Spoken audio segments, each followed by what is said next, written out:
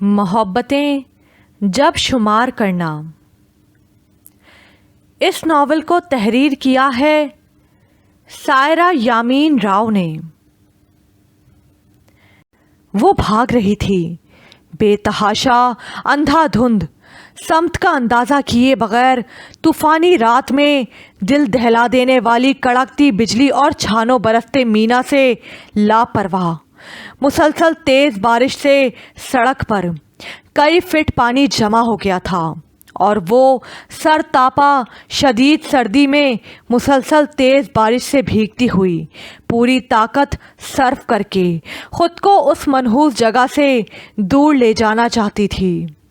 वीरान सुनसान जंगली रास्ता ख़त्म हो गया था।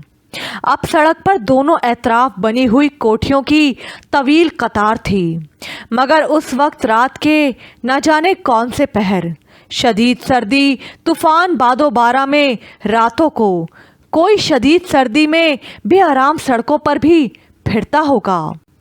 वो तो जैसे खुद फूलों की सेज पर सोती थी। ऐसे में उसकी नज़र में सारी दुनिया थी। उसे भूख, अफलास, गुर्बत और बेबसी जैसी कैफियत का क्या इल्म था। आज खुद दर दर पर दस्तक देते हुए उसके हाथ रंग हो रहे थे। खौफ की शिद्दत ने सर्दी की शिद्दत को दबा दिया था। बग़ैर स्वेटर, सिर्फ कॉटन का सूट पहने, दुपट्टे से बेनियाज वो हर दरवाज़ा पूरी शिद्दत से खटखटाती। जब बहुत देर तक कोई दर वा न होता तो मायूस होकर आगे चल पड़ती। कौन मुसीबत का मारा था जो बाहर होता। सभी लोग गेट बंद करके अपने अपने कमरों में गरम गरम बिस्तरों में लेटे ख्वाब खरगोश के मज़े ले रहे थे। उसने मुंह पर हाथ फेरा। बारिश की बूंदें तवातर से चेहरे पर पड़ रही थीं और आंखों के आगे पानी की चादर सी तनी थी। दोनों आंखें ज़ोर ज़ोर से मीचकर उसने दाएं हाथ की कोठी के बरामदे में जलते बल्ब को देखा। गेट पर भी लैंप रोशन था। उसने बुलंद आहनी गेट को मजबूती से हिलाया, मगर बेसूद। गेट अंदर से बंद था। दीवारें बहुत ऊंची थी। बेबसी से उसकी आंखें भी बाहर की तरह जलथल हो गईं। दिल बुरी तरह तड़पा। कल तक वो भी ऐसे ही बड़े घर के खूबसूरत आलीशान बेडरूम में मज़े से सोती थी। उसने कभी ख्वाब ख्याल में भी ये गुमान न किया था कि खोलो, खुदा के लिए दरवाज़ा खोलो, कोई है, मेरी आवाज़ सुन रहा है, प्लीज़ हेल्प मी। पूरी कुव्वत से चिल्लाते हुए उसने लकड़ी के छोटे से गेट को पूरी कुव्वत से पीट डाला। उसकी आवाज़ खौफ और कपकपाहट से थरथरा रही थी। दूर किसी गाड़ी की हेडलाइट चमकती हुई लम्हा ब लम्हा करीब आ रही थी और उसे इस वक्त पनाह की तलाश थी। उसे अपने आप को छुपाना था। शदीद तूफ़ानी बारिश में उसकी आवाज़ जैसे पानी के कतरों की तरह फ़िज़ा में जज़्ब हो रही थी। उन बंगलों में सोए हुए लोग जैसे बहरे हो गए थे। कोई उसकी दस्तक नहीं सुन रहा था, ना कोई उसकी चीखों पुकार पर उठकर आया था। उसने छोटी नीची दीवार को देखा और फिर चंद फीट के खासे पर गाड़ी की रोशनी और इंजन की आवाज़ सुनी। अगले ही लम्हे वो तमाम तर खौफ, बेबसी और अजियत समेत दीवार पर दोनों हाथ मजबूती से जमा कर वज़न तोलती उस पर चढ़कर दूसरी समत अंदर कूद गई। दीवार के साथ गुलाब की झाड़ियाँ थीं जिन पर वो गिरी थी। कांटों ने उसके पैरों और टांगों को छील सा दिया। दोनों हाथों से खून बह रहा था। दीवार पर शायद हिफाजत के लिए कांच के छोटे छोटे टुकड़े तोड़कर सीमेंट में लगा दिए गए थे और टुकड़ों ने ही उसके हाथों को ज़ख्मी किया था। दर्द की एक शदीद टीस पूरे बदन में बिजली की तरह कूद गई। कुछ देर यूं ही वो दीवार के साथ झाड़ियों की ओट में दुबकी बैठी सांस रोके आहट सुनने की कोशिश करती रही। जब सिवाय बरसती बूंदों और बिजली के कड़क के कुछ और सुनाई ना दिया तो आहिस्ता आहिस्ता वो बरामदे में आ गई। यहाँ भी हल्की रोशनी वाला बल्ब ऑन था।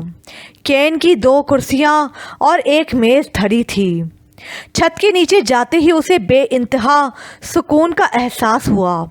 बहुत देर से نہ جانے کتنا وقت ہو گیا تھا وہ بارش میں مسلسل بھیگ رہی تھی۔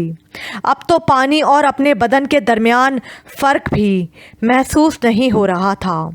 کپ کپاتے لرزتے بدن سمیت وہ دیوار کے ساتھ آخر میں جا کر ٹک گئی۔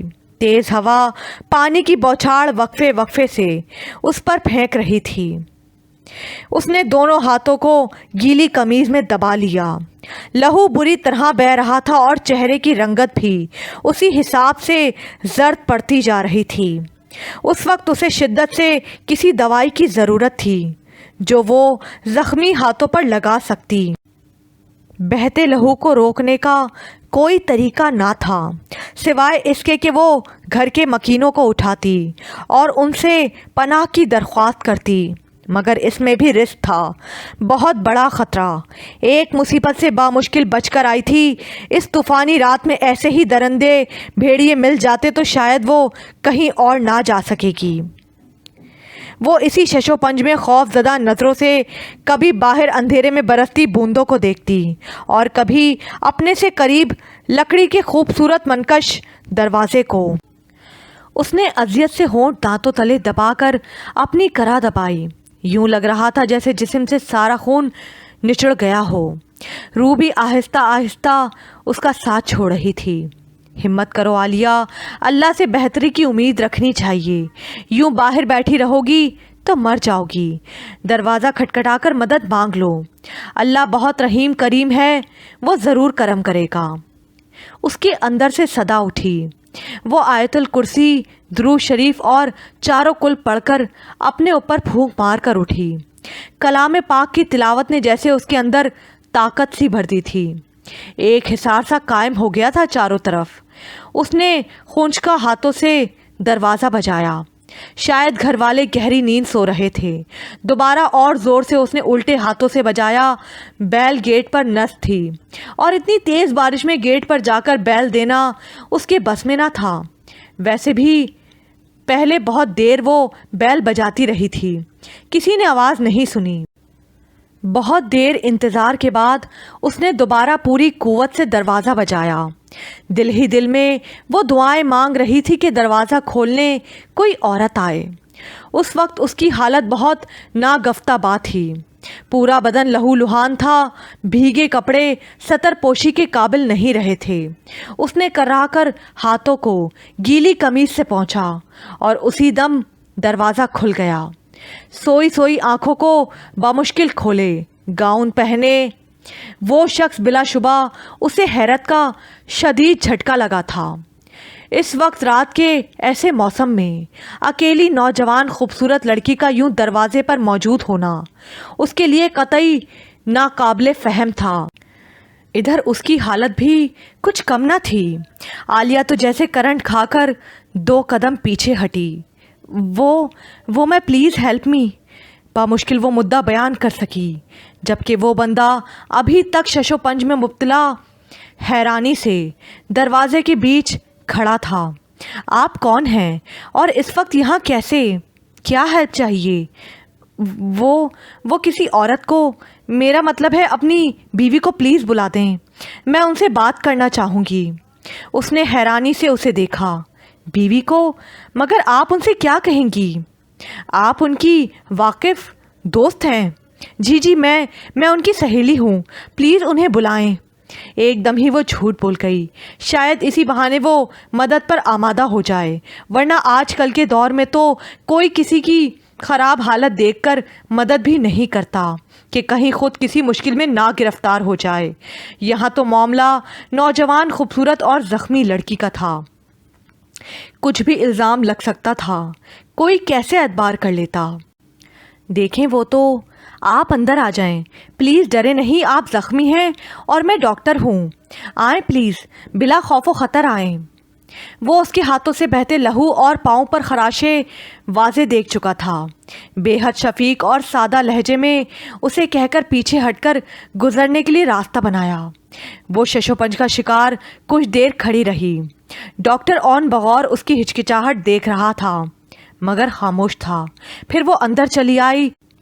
آہستہ سے دروازہ بند کر کے وہ اسے لے کر ڈرائنگ روم میں آ گیا۔ प्लीज़ बैठें, मैं अपना बॉक्स ले आऊं। आपकी फौरी बैंडेज बहुत ज़रूरी है। उसे सोफे पर बैठने का कहकर वो चला गया। उसने बगौर चारों तरफ देखा। खूबसूरत लेकिन सादा सा ड्राइंग रूम था, साथ ही अटैच डाइनिंग रूम था। लाएं प्लीज़, अपने हाथ दिखाएं। उसने अपना मेडिकल बॉक्स टेबल पर रखा और ख़ुद उसके करीब बैठकर उसके हाथ थाम लिए। खून अब भी रिस रहा था। माय गॉड, ये कैसे इतने ज़ख्मी हो गए? इतनी ब्लडिंग हो रही है और आप? उसने कॉटन से उसके हाथ साफ किए। स्पिरिट में भीगी कॉटन थी। उसे शदीद अजियत महसूस हुई। बामुश्किल दांत पर दांत जमाकर उसने अपनी आवाज़ दबा रखी थी। तकलीफ से चेहरा सफ़ेद हो गया था। काफ़ी गहरे ज़ख्म थे। कांच ने हथेली को दरमियान से चीर दिया था। दाएं हाथ की उंगलियां छिल सी गई थीं। बहुत देर तक वो एहतियात से आहिस्ता आहिस्ता उसकी बैंडेज करता रहा। दोनों हाथों पर पट्टियां बंध गई थीं। अब उसे एहसास हुआ था कि वो कांप रही थी। गर्म माहौल में आहिस्ता आहिस्ता उसका सर्द बदन जाग सा रहा था। आप कपड़े तब्दील कर लें। उधर अलमारी है, ये साथ ही बेडरूम में। जो लिबास भी मुनासिब लगे पहन लें, क्योंकि सभी मर्दाना ड्रेस हैं। वो बुरी तरह चौंकी। क्या मतलब आपकी बीवी नहीं है? शदीद मुतवज्जिल अंदाज से उसने पूछा। जी नहीं, अगर शादी की होती तो यकीनन होती, उसने हल्के से मुस्कुराकर कहा। तो फिर आपने मुझसे झूठ बोला था। अभी बाहर तो आप अकेले हैं यहाँ? उसने जिस खौफजदा सहमे हुए अंदाज में शिकवा किया था, वो बुरी तरह चौंका। जी नहीं, मैंने आपसे कोई झूठ नहीं बोला। आपने खुद ही सवाल किया और खुद ही जवाब भी फ़र्ज़ कर लिया। मैंने तरदीद इसलिए नहीं की कि अगर सच बोला तो शायद आप घर के अंदर ना आए। आपकी हालत के पेश नज़र मेरी खामोशी भी तो नेकी ही है। और आप बिल्कुल फ़िक्रमंद ना हो, आप यहाँ महफूज हैं। सर्दी बहुत ज़्यादा है, इसलिए कपड़े ज़रूर बदल लें ताकि बीमार ना हो। दरवाज़ा अंदर से लॉक कर लें और ये दवाई भी लाजमी खानी है। मैं आपके लिए चाय बना लाता हूँ। उसने इतने सादा, शफीक और पुरएतमाद अंदाज में उसे तसल्ली देकर बात की कि ज़ख्मी परिंदे की तरह फड़फड़ाता दिल कुछ पुरसुकून सा हुआ।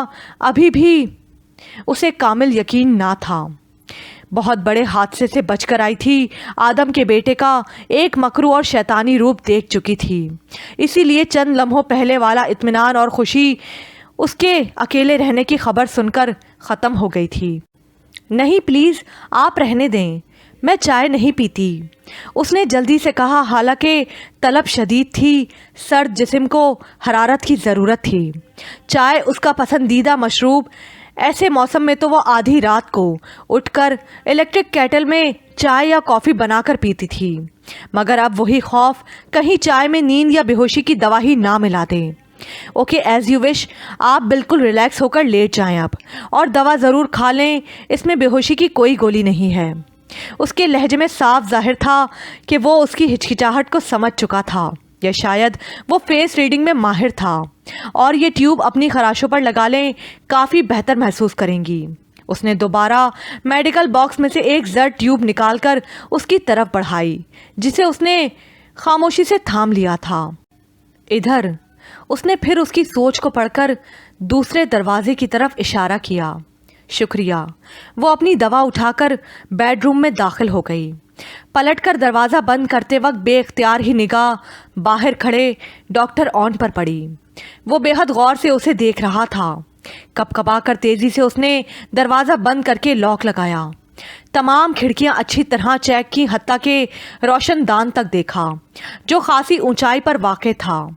एक नज़र गीले कपड़ों को देखा। वाकई उसे लिबास तब्दील कर लेना चाहिए। लकड़ी की अलमारी खोलकर वो अंदर देखने लगी। हैंगरों में इस्त्री शुदा शलवार सूट टंगे थे। कुछ शर्ट्स थीं, जीन्स और पैंट्स तय दर तय निचले खाने में धरी थीं। जुराबे, रुमाल, टाइयाँ काफ़ी ज़्यादा सलीके और तरतीब से धरी थीं। کیا پہنوں؟ یہ سب تو اس کے سائز سے بہت بڑے کپڑے تھے۔ وہ 6 فٹ کا اونچا لمبا صحت مند بندہ اور یہ 5 فٹ 3 انچ کی دھان پان نازک بدن لڑکی۔ آخر اس نے ایک ہلکا آسمانی رنگ کا موٹا سا سوٹ نکال لیا۔ سوٹ پہن کر اس نے آئینے میں خود کو دیکھا تو اپنا مضحکہ خیز حلیہ دیکھ کر بے اختیار مسکرا دی۔ شلوار کے پائچے تہ در تہ موڑ کر لمبائی کم کرنے کی کوشش کی تھی۔ بازو بھی بہت لمبے تھے۔ چلو خیر، گیلے کپڑوں سے تو نجات ملی، اس نے سوچا۔ پاؤں پنڈلیوں پر دوا مل کر اس نے بالوں میں برش کیا۔ سردی شدید سے شدید تڑ لگ رہی تھی، حالانکہ باہر بارش اور سردی کے باوجود اسے احساس نہیں ہوا تھا۔ اب گرم ماحول میں سرد جسم کپ کپا رہا تھا۔ ہاتھوں کی تکلیف سوا تھی، کمرہ بہت گرم تھا، ہیٹر آن تھا، بیڈ پر کمبل یوں کھلا پڑا تھا جیسے کوئی لپٹا ہوا ہو۔ شاید وہ یہاں سو رہا تھا اور اب اس کی خاطر دوسرے کمرے میں جا پڑا تھا۔ اس نے ممنونیت سے سوچا۔ دوا اب تک اس نے نہیں کھائی تھی۔ پتہ نہیں کیوں وہم دماغ میں جڑیں مضبوط کر رہا تھا۔ یہ رنگ برنگی ٹیبلٹس اسے چھوٹے چھوٹے پھندے لگ رہے تھے۔ ایک بار اس کا ہاتھ بڑھا بھی، مگر اندر سے صدا اٹھی کہ بے وقوف، اتنی جلدی بھول کر ایک بار پھر مرد ذات پر بھروسہ کر رہی ہے، اور اس نے فوراً ہاتھ کھینچ لیا۔ کمبل کو اچھی طرح جسم کے گرد لپیٹ کر اس نے دروازے کو دیکھا، کھڑکیوں پر نظر ڈالی۔ بدن میں شدید زور کی ٹیس اٹھ رہی تھی۔ ایک طویل مسافت، ایک کٹھن مرحلہ، بے انتہا اذیت ناک لمحات اس نے گزارے تھے۔ شدت سے دل چاہا سب کچھ بھول کر سو جائے اور اس وقت اٹھے جب ساری اذیت، سارے زخم مندمل ہو جائیں، مگر یہ جسمانی اذیت، یہ لہو رنگ زخم تو ان زخموں کے مقابلے میں کچھ بھی نہ تھے جو روح کو چیر گئے تھے، دل کو لہو لہان کر گئے تھے۔ اس کو زندگی نے اتنے دکھ ایک دم دیے تھے کہ وہ شکوہ بھی نہ کر سکی۔ 3 دن 3 سیاہ راتیں گھر سے دور گزارنے والی لڑکی کا آئندہ کیا ہوگا؟ اور پھر جب ماں اپنی ہو، نہ باپ زندہ ہو، تو ایسے میں کیا ہوگا؟ یہ سوال سیاہ محب گہری کھائی کی طرح منہ کھولے کھڑا تھا۔ تمام واقعات اس کے ذہن میں درد بھری ٹیسوں کی طرح جاگ اٹھے۔ عالیہ بیٹے، یہ آپ کی ممی ہیں۔ بابا نے اس کے ہاتھ تھام کر ممی کے آگے کیا۔ ممی نے والہانہ پن سے اسے گلے لگا کر چٹ چٹ اس کے گورے گورے پھولے ہوئے گالوں پر بوسے دیے۔ بابا نے ممی کی محبت اور اس کا اطمینان دیکھ کر گہری پرسکون سانس لی۔ وہ تمام خدشات جو زہرا بیگم کی وفات کے بعد دوسری شادی کے سلسلے میں ذہن میں تھے، خصوصاً عالیہ کے حوالے سے کہ اس معصوم 5 سالہ بچی کو سوتیلی ماں حقیقی محبت اور پیار دے بھی سکے گی یا نہیں، بے بنیاد ثابت ہوئے تھے۔ عالیہ کی خاطر اس کی تنہائی کو دیکھتے ہوئے ہی انہوں نے سونیا سے شادی کی تھی۔ وہ طلاق یافتہ تھی، اولاد نہیں تھی، بچوں سے بہت محبت کرتی تھی، اور یہی خوبیاں تھی جو رحمان صاحب کو ان کے قریب لے گئیں۔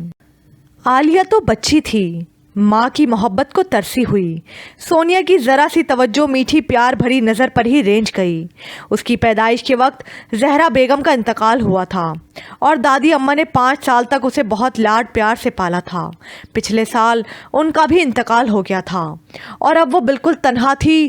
آیا اور نوکروں کی فوج تھی، مگر رحمان صاحب کو اس کی طرف سے تسلی نہ تھی۔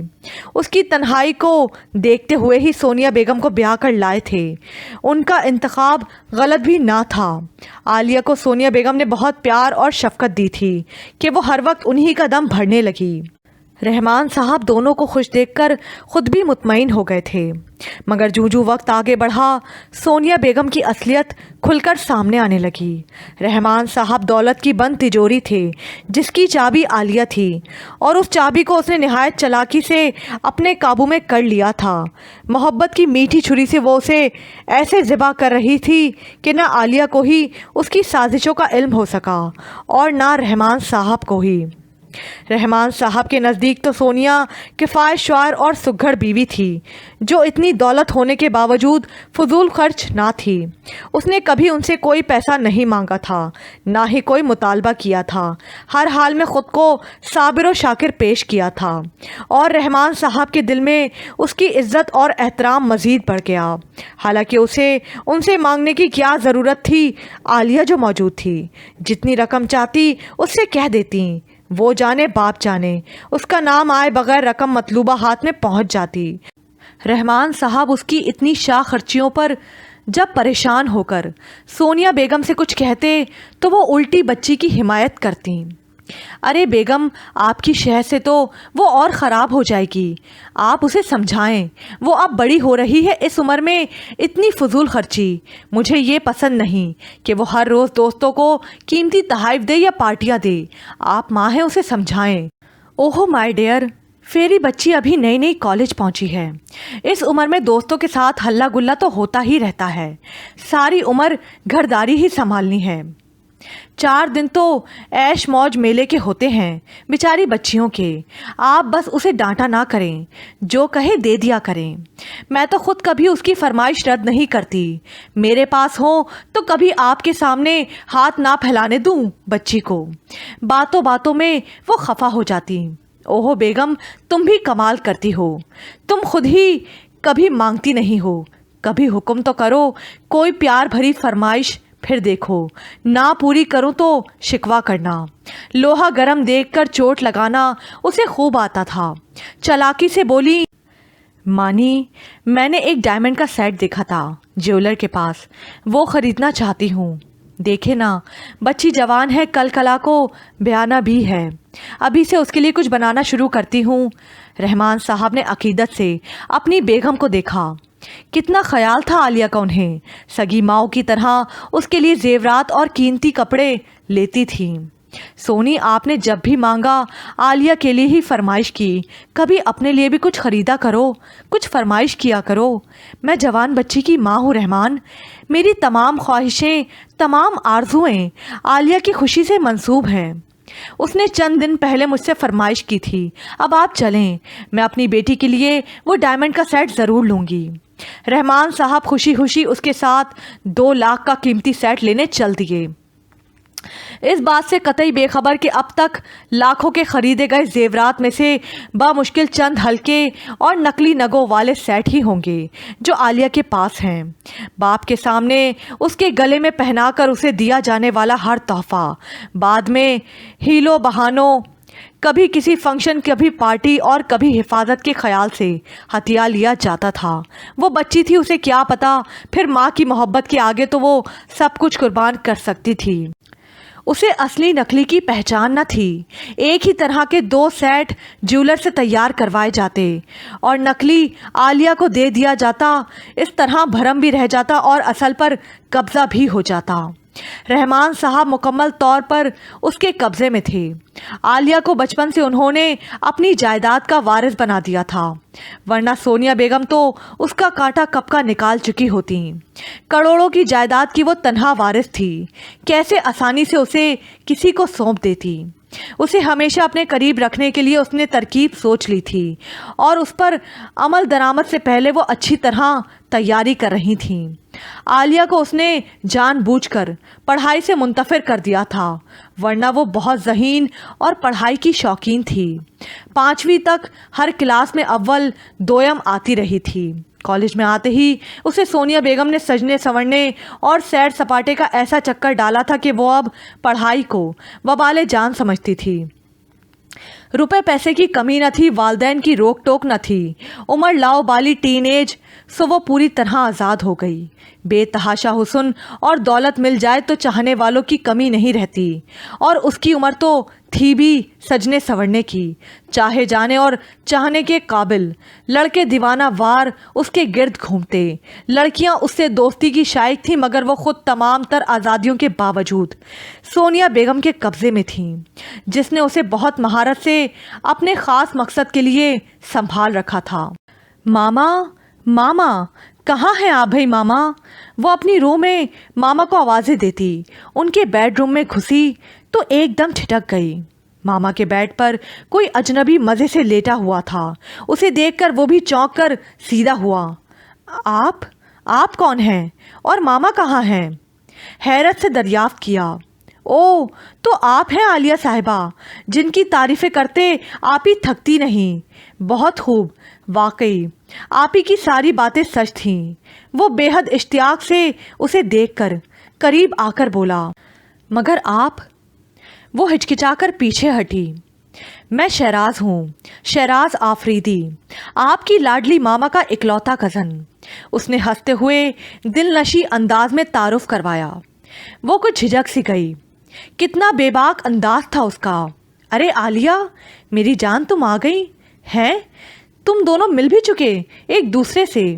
सोनिया बेहद इश्तियाक से आलिया को देखकर आगे बढ़ी थी, मगर शहराज को उसके करीब हम कलाम देखकर ठिठक कर अजनबियत से पूछा, आप ही हमारा मिलना तो मुकद्दर में लिखा है, ये तो महज। उसने जू मायने बात कहकर उसे देखा, जबकि वो हैरान थी उसकी जुर्रत और बेतकल्लुफ़ी पर। शहरी, खबरदार जो मेरी बेटी को कुछ कहा। सोनिया बेगम ने उसके गिर्द बाजू फैला दिया। ओहो, क्या बात है भाई, माना आपकी बेटी बहुत लाडली है, मगर घर आए मेहमान को तो थोड़ा वक्त दे दें। मामा, मैं चलती हूँ, शाम को मुलाकात होगी। उसके गिले पर उसने शर्मिंदगी से कहा और फौरन बाहर निकल आई। खासी नर्वस हो रही थी। अजीब बेबाक बंदा है, इतना बेतकल्लुफ़। पहली बार मिलकर भी अजनबियत का एहसास नहीं हुआ। शायद मामा ने बताया हुआ है मेरे मुताल्लिक उसे सब कुछ, इसीलिए इतना फ्रैंक हो रहा था। उसने उलझकर सर झटका, ख्वामख्वाह वो उसे अहमियत दे रही थी। अगले दिन सुबह जब वो कॉलेज जाने के लिए तैयार होकर बाहर निकली तो पता चला ड्राइवर पापा के साथ साइट ऑफिस गया है। उसे देर हो रही थी, शदीद गुस्सा और कोफ्त हुई। उसी वक्त मामा ने आकर उलझन दूर कर दी। साथ में शहराज भी तैयार खड़ा था। जानी काहे को फिक्रमंद हो, ये शहराज भी बाहर जा रहा है, तुम्हें कॉलेज ड्रॉप कर देगा और वापसी पर पिक कर लेगा। उसने मामा की बात सुनकर एक नज़र उसे देखा। उसकी निगाहें बहुत उम्मीद से उठी थीं।